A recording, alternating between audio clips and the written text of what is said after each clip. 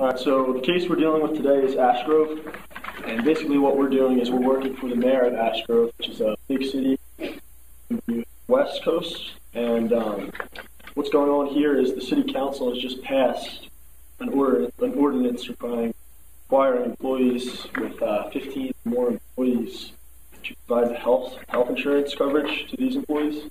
And there's an uproar about this between different groups in the city, and particularly a taco stand, which has been around for 3 generations. And this is kind of the big issue here because a lot of people feel the same way, but we also have a bunch of other different groups who are leaning in a way towards getting this health insurance. Right. The mayor is kind of stuck right now on the catch-22, the fact that he's trying to promote the population of the people working in Ashgrove to have health insurance, which is, many employees look at that as, a big draw on when someone's seeking a job. But at the same time, that's going to cost businesses to raise their prices. They're, what they're expending rather than profiting. So they're, not happy with it.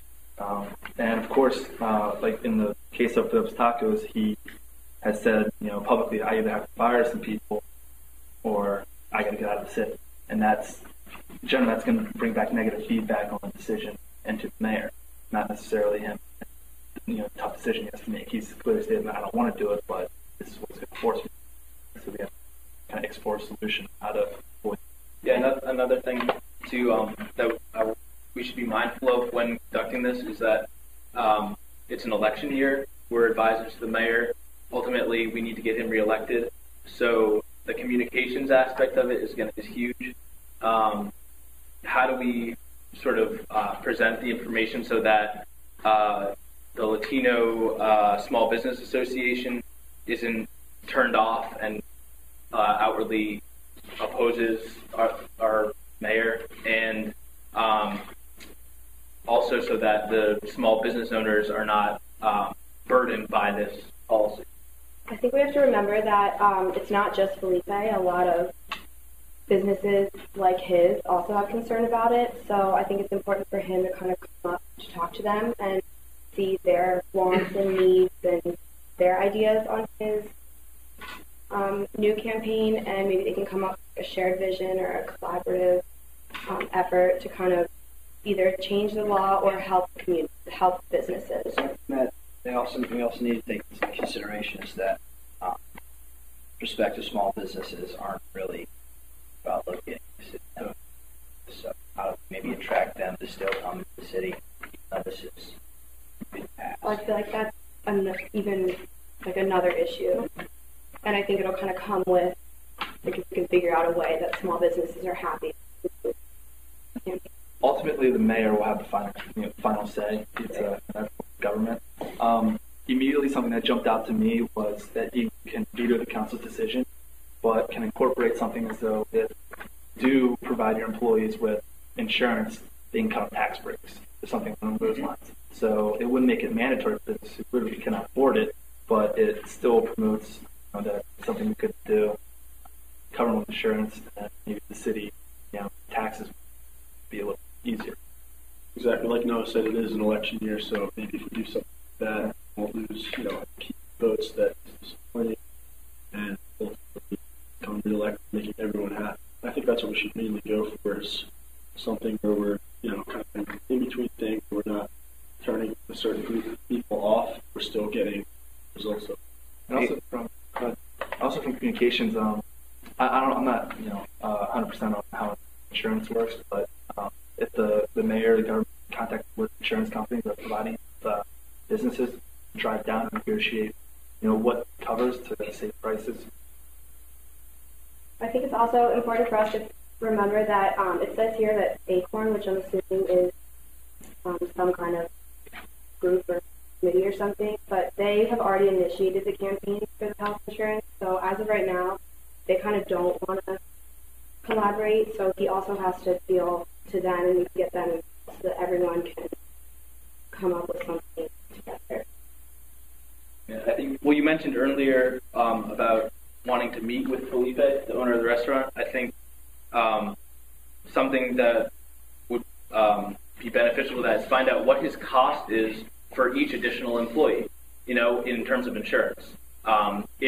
Is it possible, is there a loophole in this law where he can hire 2 part-time employees and not count it as a full-time employee, and then not have to give them insurance? Are there other ways? So I think you hit it on the head with, we need to first sit down and look at the law with Felipe and see how we can fix his position, because this guy holds a lot of pull, in terms of what we need to eventually advise to our mayor. This guy Felipe, he only owns 1 restaurant, but he has like this domino effect. There's a lot of Latino stuff with the West Coast. Right. Everyone's sharing his concerns. And of course, their problems can be solved at the same time. Would there be a way that we can maybe suggest that vetoes it, like gives it back to the council, like change it, tinker it? Sure. Maybe don't make it 15 employees, maybe make it 10. So like change the definition of right, or like change, like you said, with the part-time employees, like maybe write that into the law so it makes it more small business friendly in a sense. So I guess you kind of save face a little bit, but you kind of also help. It was can be tinkered with, and especially like employees that have families and dependents. They have priority to being covered first.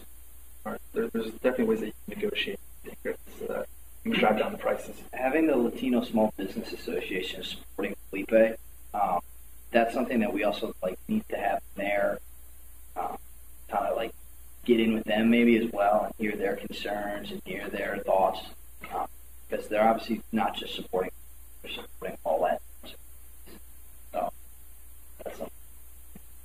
And going back to the local chapter, the Acorn is initiated the campaign. I think it's important for us to go to them and talk to them about why they initiated the campaign, and maybe talk to the employees and not just the employers on how they feel about all this, because they might be in agreement with not having health insurance enough to keep their jobs. Maybe they're all collaborating to stay together since it is a third generation.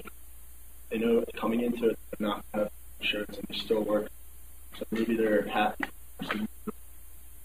Yeah, we're also in an interesting position where we have communication with the Latino Small Business Association and Acorn, and we can get everyone together at the same table and see if there's ways that everyone can win or lose less, or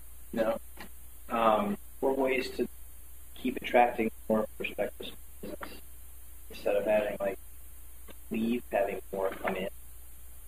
But you haven't discussed this to small businesses in the city limit.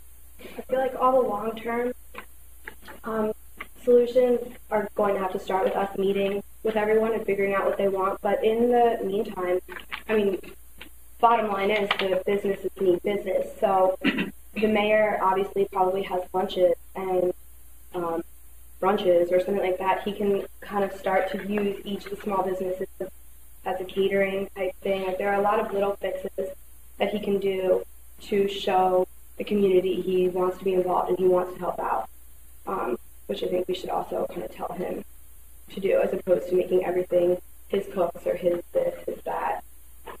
Yeah, and at these meetings, what I was thinking is, 15 employees is kind of small. Maybe if we can talk to them, maybe bump it up to 20 employees. Maybe see the average size of each of these companies that will be effective, that are opposed to this. Because 15 isn't that many. Like the taco shop. Yeah, we'd have to rather small. We have to see how many businesses. Right, and also maybe have a risk analysis. People go through and find out the jobs that have the most risk for most, and what those companies can get priority to the insurance coverages first. And maybe we could also look at why more medical procedures, why that's raising costs. Maybe you cut back on some procedures and still offer health benefits. Maybe not cover agency.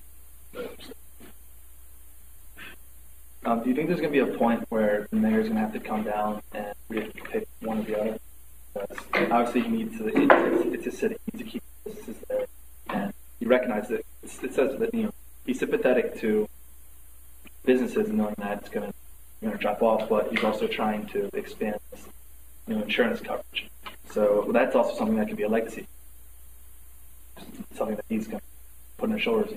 My city has employees are covered, but at the same time, he is having to respect the fact that it's hurting businesses. So if he was going to have to choose, do we have to provide? Ultimately, I think we need to look at the big picture. He is the mayor of the city, so whatever is best for the city is done.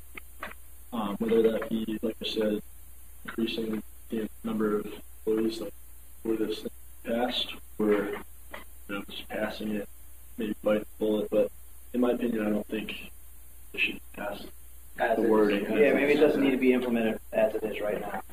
Definitely needs to go back to the negotiation table, council, mayor.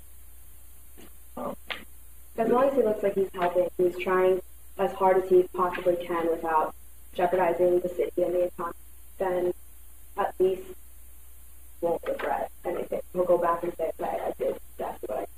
Because exactly like Fritz said, you don't deter other businesses coming in to help the city flourish because he is there. The fact that it is an election is very.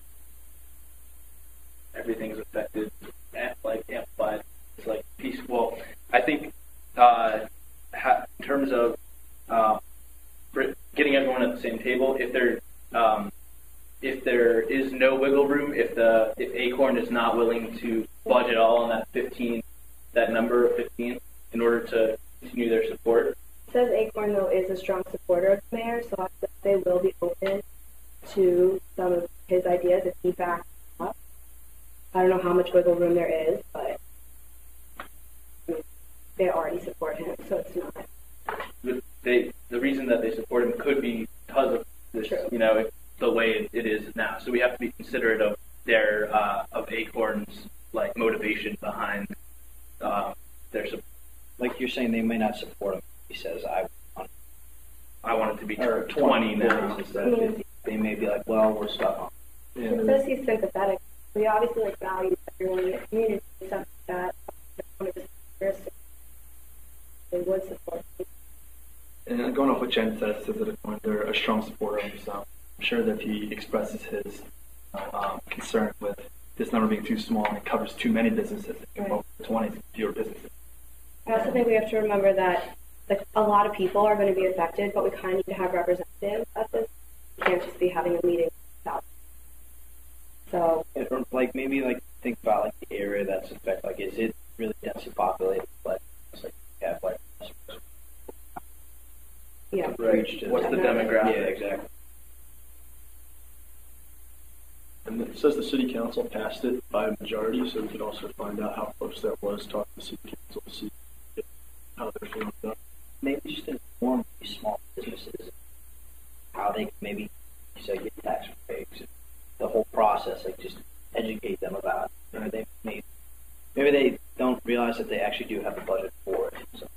There are definitely ways to tweak this so it's not so concrete. I think it can be vetoed, and there are benefits that the mayor can offer to businesses that do cover their employees with insurance. And again, that's something that those businesses can say, provide these insurances, and it's going to reflect great on them, and the city can offer them tax breaks. And I think, maybe over a period of time, other businesses will want that.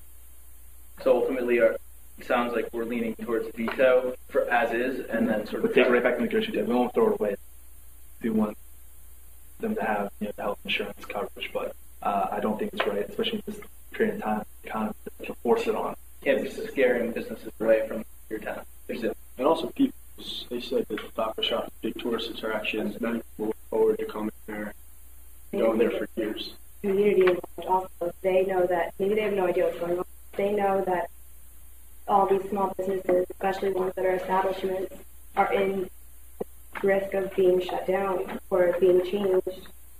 Then they can also, the mayor can use the community to drum up more business so that they can Gradually move into economic partnership rather than force that.